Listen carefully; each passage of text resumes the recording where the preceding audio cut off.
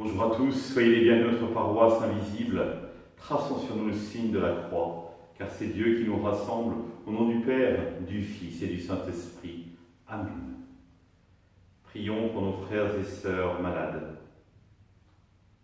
Pouvons plus particulièrement prier aujourd'hui pour Roland et Bernard.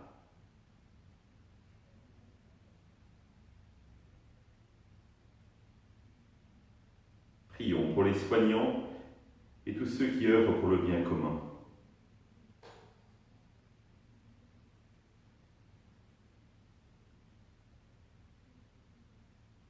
Prions pour ceux qui souffrent de la solitude, qui sont dans l'angoisse, que l'Esprit Saint vienne les visiter.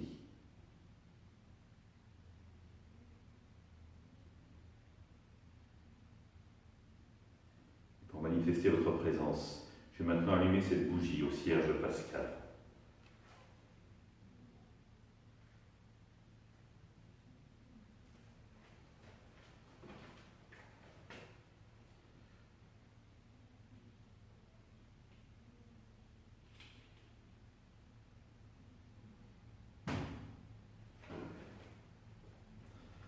Dans l'évangile de Matthieu. Ce n'est pas en me disant « Seigneur, Seigneur » qu'on entrera dans le royaume des cieux, mais c'est en faisant la volonté de mon Père qui est aux cieux. Ce jour-là, beaucoup diront « Seigneur, Seigneur, n'est-ce pas en ton nom que nous avons prophétisé, en ton nom que nous avons expulsé les démons, en ton nom que nous avons fait beaucoup de miracles ?» Alors je leur déclarerai « Je ne vous ai jamais connus. Écartez-vous de moi, vous qui commettez le mal. » Ainsi, celui qui entend les paroles que je dis là et ne les met pas et les met en pratique est comparable à un homme prévoyant qui a construit sa maison sur le roc. La pluie est tombée, les torrents ont dévalé, les vents ont soufflé et se sont abattus sur cette maison. La maison ne s'est pas écroulée car elle était fondée sur le roc. Et celui qui entend de moi ces paroles sans les mettre en pratique est comparable à un homme insensé qui a construit sa maison sur le sable. La pluie est tombée, les torrents ont dévalé, les vents ont soufflé. Ils sont venus battre cette maison. La maison s'est écroulée et son écroulement a été complet.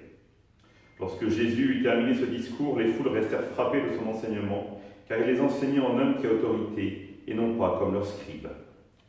Acclamons la parole de Dieu. Louange à toi, Seigneur Jésus.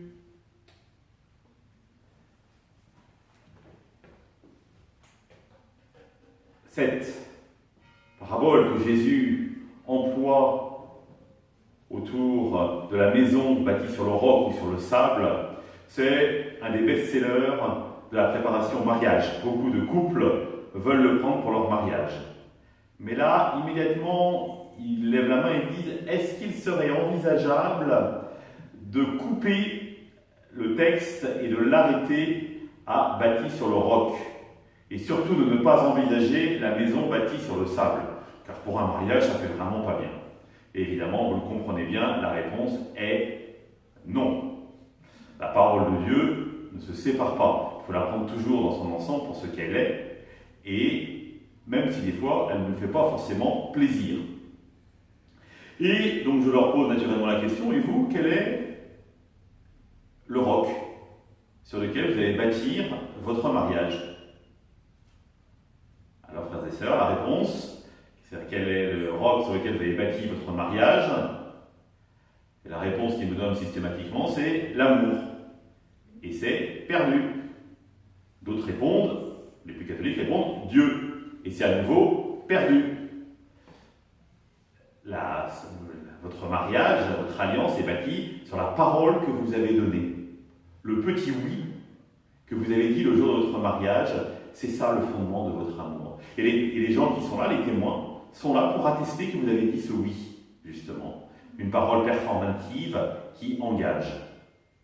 Alors maintenant, il faut bien reconnaître que la parole, c'est aussi le Christ, évidemment. Hein. Donc notre parole n'a du poids que parce qu'elle est ancrée en Christ, qui est la parole même de Dieu. Maintenant, quel est le fondement sur quoi est bâtie votre vie ? Alors, quelle est la réponse ? Notre vie, elle est bâtie sur le Christ.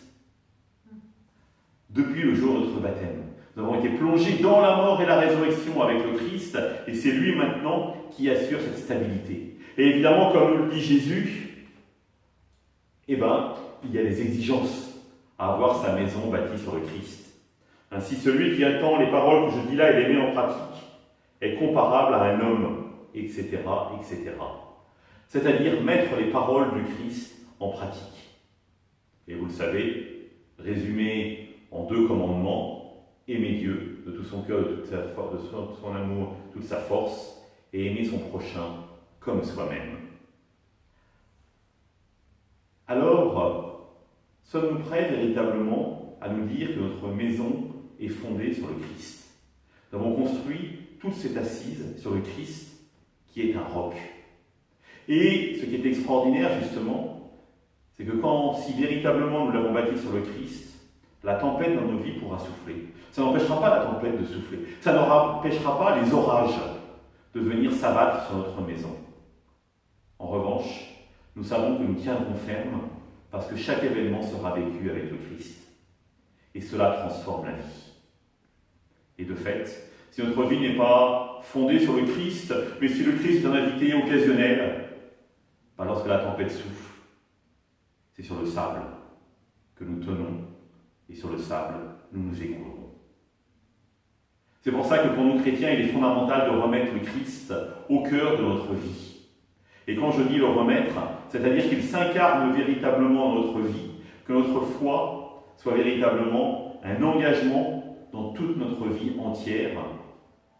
Alors oui, nous pouvons nous poser la question, est-ce que finalement mon adhésion au Christ, ma vie fondée sur le Christ, illumine toute ma vie, toute la maison que je suis? Ou au contraire, est-ce qu'elle n'est que partielle? Et dans ces cas-là, qui a-t-il à refonder? Pour conclure, je vous invite à prier ensemble. Notre Père, qui es aux cieux, que ton nom soit sanctifié, que ton règne vienne, que ta volonté soit faite sur la terre comme au ciel. Donne-nous aujourd'hui notre pain de ce jour. Pardonne-nous nos offenses, comme nous pardonnons aussi à ceux qui nous ont offensés. Et ne nous laisse pas entrer en tentation, mais délivre-nous du mal. Amen. Que le Seigneur nous bénisse, qu'il nous accompagne pour la journée et nous garde dans la paix. Au nom du Père, du Fils et du Saint-Esprit. Amen. Bonne journée à vous. À demain.